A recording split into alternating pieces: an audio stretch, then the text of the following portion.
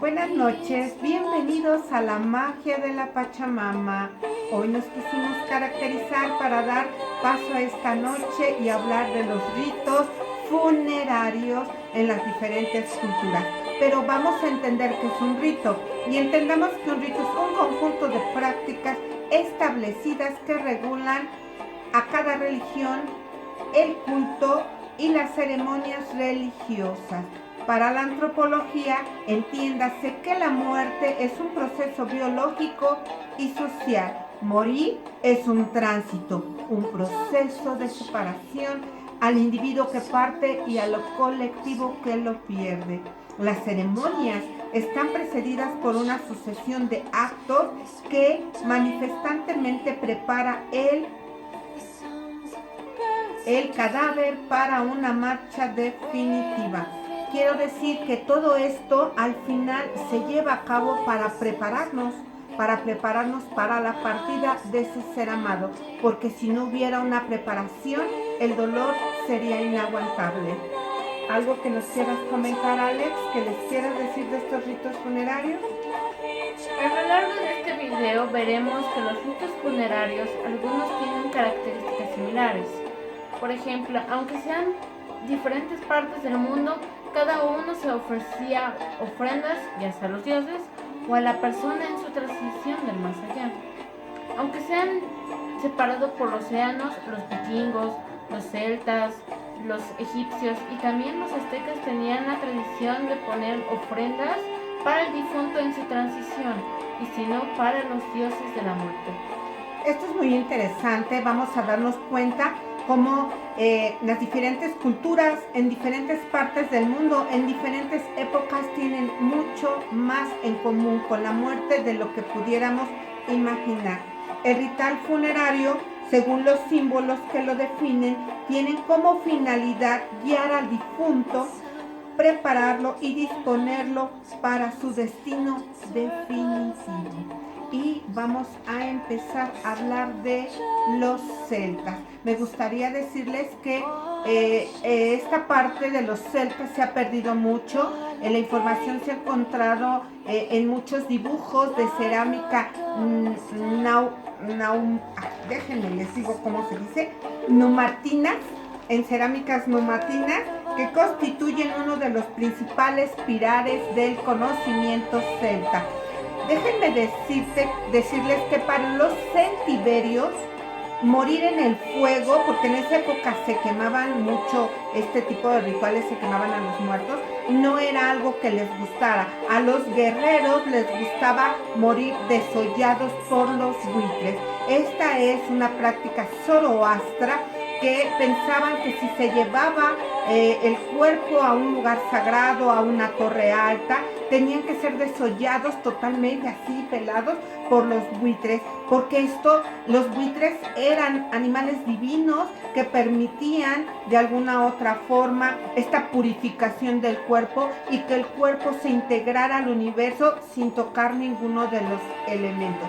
Para las personas que morían esta parte con enfermedad, ellos sí eran quemados y ponían alrededor de donde ellos depositaban a las personas, se han encontrado potros, se han encontrado caballos, se han encontrado restos de animales que pensaban que eran el festín que celebraban cuando moría alguien, porque ellos a veces lo celebraban con una comitiva y ponían artefactos, y se puede saber nivel social que tenía el celta de acuerdo a los artefactos y de acuerdo a lo que se encontraba ahí alrededor de su tumba. ¿Por qué? Porque de acuerdo a la persona era lo que se le ponía. Entre más alto el nivel, el rango, pues más joyas, más artefactos valiosos ponían, vasijas alrededor de él. Entonces esto era una forma en que los celtas creían, ¿no?, que los desollaran los buitres era mucho mejor que ser quemados. ¿Algo que nos quieras comentar de los celtas? Sí, en que tenía mucha influencia de los vikingos. ya que si vemos varios dioses que compartían los celtas tenían influencias vikingas, y pasándonos de los celtas a los vikingos, ya que eran como dos culturas que convivían mucho, los vikingos optaron el quemar a los cuerpos de los difuntos en barcos. Se preparaba el difunto en un barco con ofrendas como comida, su armadura, sus armas, incluso con esclavos que se ofrecían a acompañar a su amo. También se ponía lo que era un cuerno, que era para que siguiera bebiendo en el más allá. Eran bien con bebedores los vikingos, ¿no? Definitivamente. Entonces el barco se preparaba y se ponía en el mar. Después se lanzó una flecha incendiaria en el cual poco a poco el cuerpo se iba incinerando. Creían que la tierra, que el mundo de los vivos y el mundo de los muertos tenía una línea definida, porque ellos creían que los vikingos creían que la tierra era plana. Entonces cuando terminaba el mar, empezaba el mundo de los muertos. Y se preguntarán, pues ¿dónde iban los vikingos? Bueno, los vikingos iban a dos posibles finales. 3 realmente. Pero ellos originalmente pensaban que se iban a ir al Valhalla o al Folkpark. El Folkpark es como el Valhalla, eran sus paraísos, donde iban a comer y a beber. Y van a seguir bebiendo. Exactamente. No solo eso, también esperaban al fin del mundo para poder ayudar a Odín a enfrentar ese fin del mundo. Pero ¿cuál es este tercer posible final? Por ejemplo, algunos morían ya de vejez o de enfermedad. Ellos iban a ese tercer final, pero ese tercer final no era tan grato como ellos creían. ¿Por qué? Porque era el Helheim. El Helheim realmente es su inframundo. Entonces ellos iban a vagar eternamente si morían de vejez o de enfermedad. Realmente preferían morir asesinados en la guerra que morir de ancianos. ¡Uy, qué interesante! Y como ven, eran bien bebedores los vikingos, ¿no? Pero vámonos a otra región, vámonos a América y vamos a hablar de los incas. Quiero decirles que algo me hizo mucho ruido con estas culturas de los incas, porque ellos, si esta persona que moría estaba en la realeza inca, era alguien importante. Déjenme decirles que tenían que irse su esposa y tenían que irse las personas las mujeres que él había querido, y también sus sirvientes. También tenían que morir con él, porque tenían que servirle en otra época, tenían que estar con él en otra época. Ellos también tenían mucho esta tradición de ¿Morir con ellos? Sí, tenían que morir con ellos, o sea, y estaban preparados para saber que iban a morir, porque tenía quien servirles cuando estuvieran en el más allá, porque ellos sí creían en la resurrección. Ellos pensaban que pasaban a otro plano, a otra vida, y que por eso tenían que ir las personas que los querían y aquellos que les servían para seguirles sirviendo. Y es una cultura que, bueno, de alguna u otra manera es una cultura muy importante. Fíjense que también les quiero contar que los incas creían que la vida continuaba, y también por eso los colocaban de una manera, los acomodaban de una manera fetal para poder meterlos en vasijas. ¿Por qué? Porque pensaban que las vasijas representaban el seno materno, y que como iban a venir, iban a reencarnar, entonces los metían en vasijas. ¿Para qué? Para simular que iban a volver a nacer a otra vida. Entonces eso hacían los incas, pero no, eso no es nada. Déjenme contarles un poquito de los aztecas antes de que pasemos a otra cultura y ella se agandalle la hora. No es cierto, es para hacerles reír, porque a veces estos temas son como un poquito pesados. Miren, se patina la condenada. Uno que quiere hacerlo así, wow, ¿no? Tener como 25,000 likes, que todo el mundo lo vea, que sea así súper perfecto. Pero la verdad es que nosotros lo hacemos con mucho cariño, y como que es una forma de aprender, divirtiéndonos un poquito, ¿no? Tomando la seriedad, pero quizás también dándonos ese tiempo de decir, lo hacemos con amor, quizás no sea perfecto, pero en ese camino vamos. Pero no nos desviemos porque yo hablo mucho. Y vamos a hablar de los pueblos indígenas que eran politeístas. Ellos tienen una cultura más ¿Politeístas? Sí, creían en muchos dioses. Imagínate rendirnos a todos. Imagínense rendirles a todos. Dice, a partir del fallecimiento se inicia el ritual. Primero que nada separaban a la persona que moría de los vivos. O sea, antes que todo había que aislarla, había que quitarla del mundo de los vivos. Y aquí las ancianas eran las que se encargaban de llorar a esta persona que había muerto. Las ancianas eran las que compartían la tristeza al colectivo y ellos lo amortajaban durante cierta cantidad de días. Pero quiero leerles un poquito porque creo que es importante.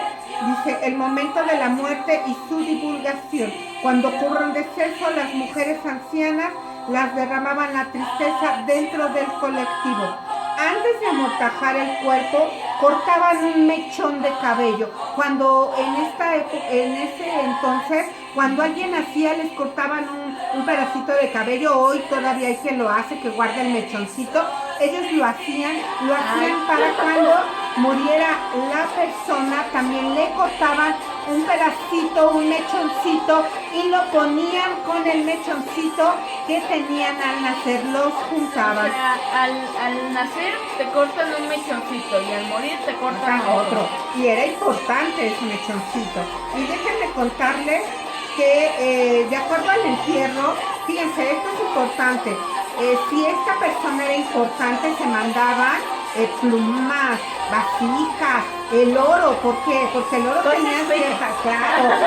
tenía cierta importancia. El oro mantiene el centro del mundo, la luz vital, y en el dominio del Mictlantecutli, que es el dios de la muerte, pues había que llevarle oro. Esclavos encaminaban al muerto hacia su destino final. Armas y ropas representan lo que fue su razón de ser. Eso tenía que acompañar al muerto en su camino. Para ellos esto era muy importante.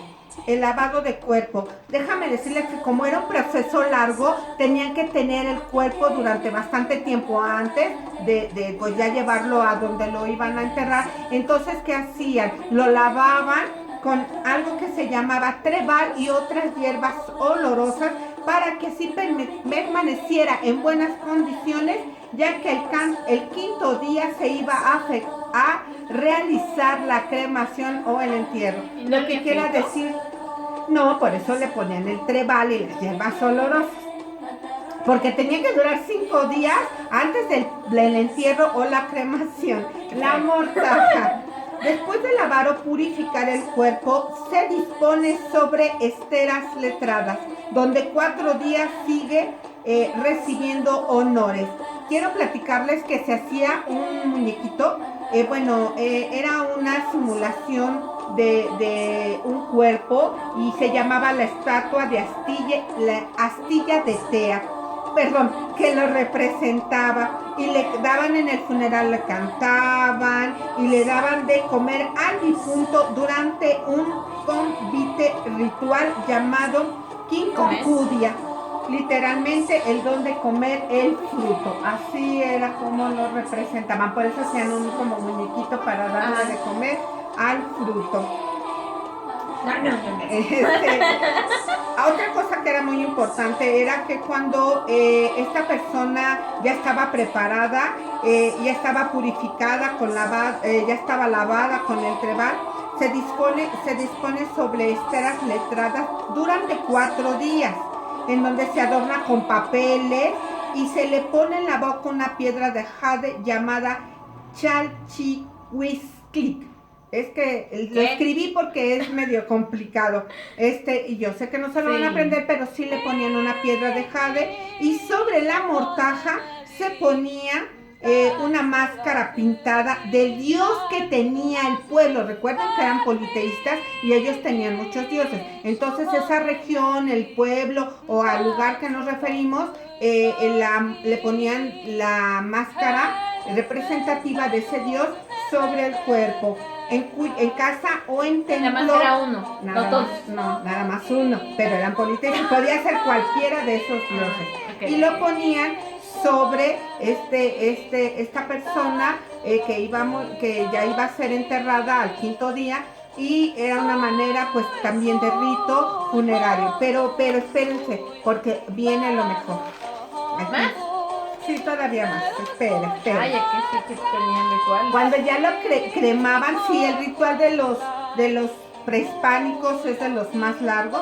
Cuando ya las cenizas estaban, las recogían y ponían las cenizas, los restos del cabello, recogían la piedra. Recuerdan que les dije que les ponían una piedra de jade, también la recogían y la ponían todo junto en una vasija donde guardaban las cenizas de esta persona. Pero ahí todavía no termina todo, ni crean que ya acabó su peregrinar.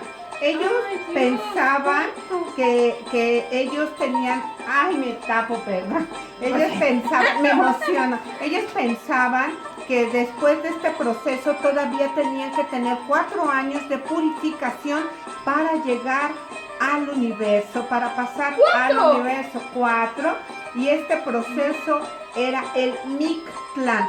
Pero al Mictlán solamente iban las personas que morían de manera natural. Yo me quiero imaginar los demás cuánto tenían que pasar si morían de otras cosas. Ok, y esto es importante. Déjenme contarles que son 9 niveles, y el primer nivel, no les menciono los nombres porque de verdad ni se los van a aprender y son bastante complicados. Son 9 niveles. El primer nivel, sí les puedo decir que era un río en donde estaban perros, los xoloescuincles, y cuéntala el mito que si tú maltratas a algún perro, y es verdad que vamos a pasar por un Mictlán que no sabemos, entonces no vas a pasar. ¿Por qué? Porque los perros te identifican. Si tú lastimaste, maltrataste o trataste mal a algún perro, ninguno va a cruzarte el río. Por eso es que en los pueblos siempre dicen, hay que cuidar al perro porque nos va a cruzar el río, porque esto viene del Mictlán. Ese es el primer nivel, que el xoloescuincle te cruce el río, pero nada más el primer nivel. Después vas a cruzarlo tú solito. Y entonces el segundo nivel... ¿No me puedo acompañar? No te puede acompañar, no. Oigan a la muchacha. ¿Qué? No me quiero pasar sola todos los 9 niveles. El segundo nivel es el nivel en donde van a estar las montañas. Las montañas se van a estar cerrando y te van a estar apachurrando. Y tú tienes que tratar de pasar por esas montañas y de alguna u otra manera pues tratar de sacar lo mejor posible de ahí. Pero ahí no pasa todo, o sea, todavía pasas a otro nivel en donde vas a encontrar otras montañas que te van a cortar, te van a desgarrar, te van a hacer añicos. Estas son de obsidianas, chocan unas con otras y te van despellejando totalmente. Ese es otro nivel. Vas a pasar, claro, vas a pasar otro nivel en donde los aires, donde hace mucho frío, donde los aires son muy fuertes, muy fuertes. Y entonces, ¿qué pasa? Estos aires también te empiezan a dejar pelón, te empiezan a pelar totalmente. Después de pasar por los aires, vas a pasar a donde hay mucha nieve, tormentas de frío, en donde te va a quemar la nieve y también te vas a empezar a pelar y a desollar por este frío. Todavía más.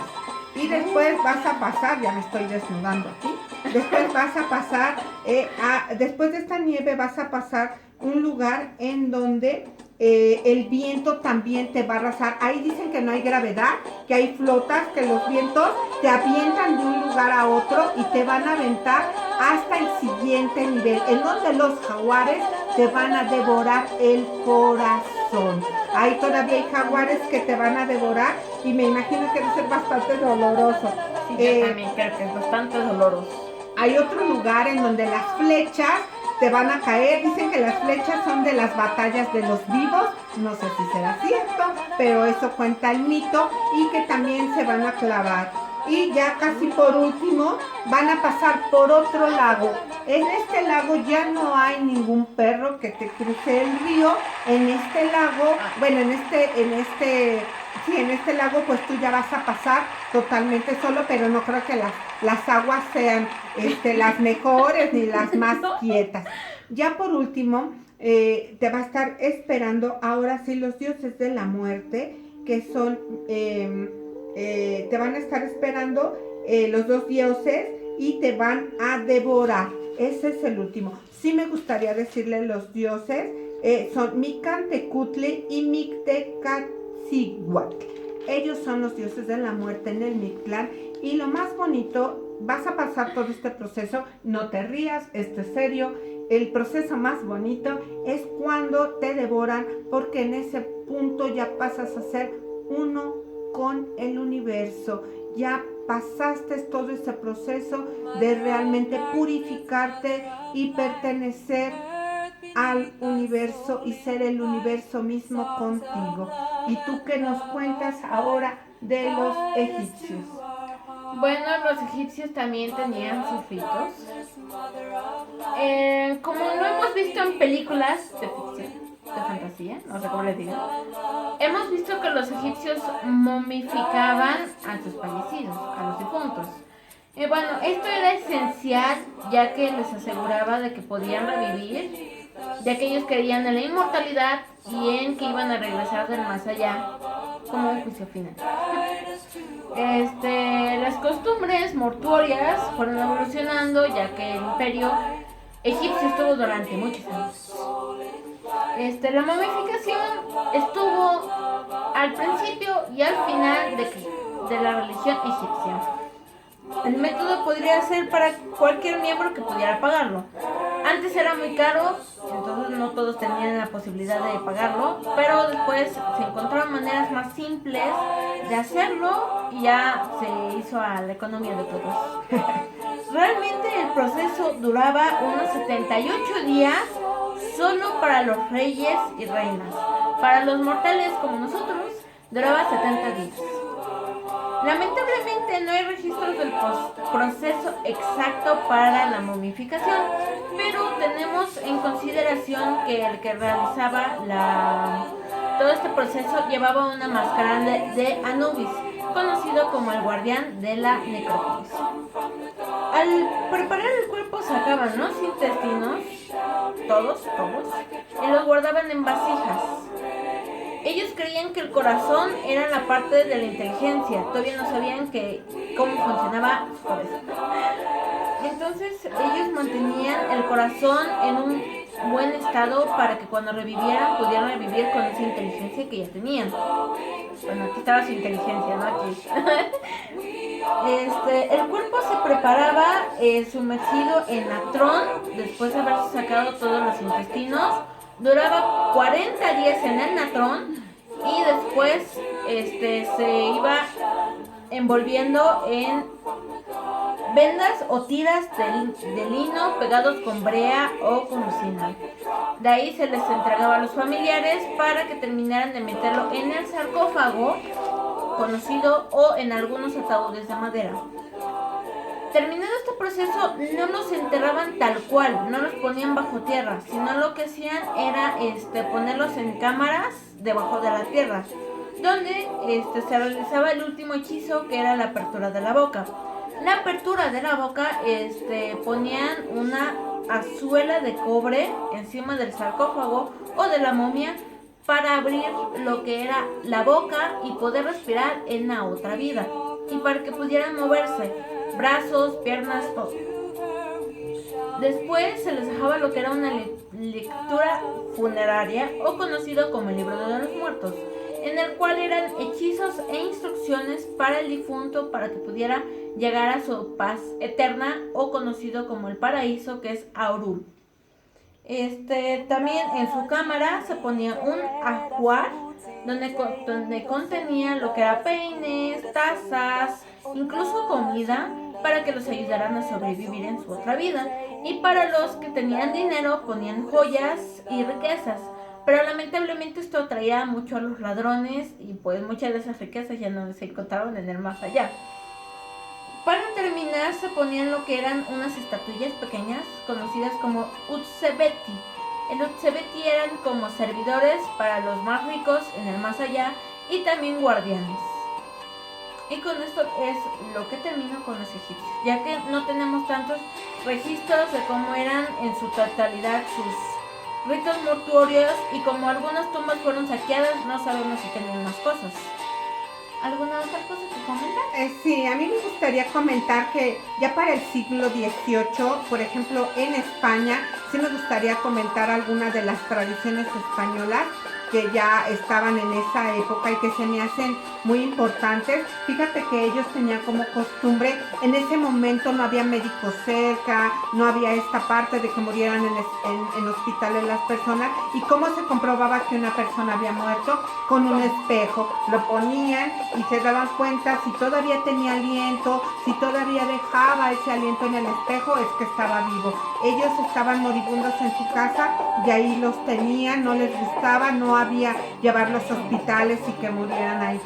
Otra costumbre que a mí me llamó mucho la atención al releer estos ritos funerarios, fíjense que les ponían, para que no se hinchara su estómago, les ponían un plato de sal con unas tijeras abiertas sobre el plato. Y algo muy, muy importante, fíjense que a las mujeres embarazadas era indiscutible ponerles esto, porque pensaban que si no les ponían esto, las brujas venían por sus bebés.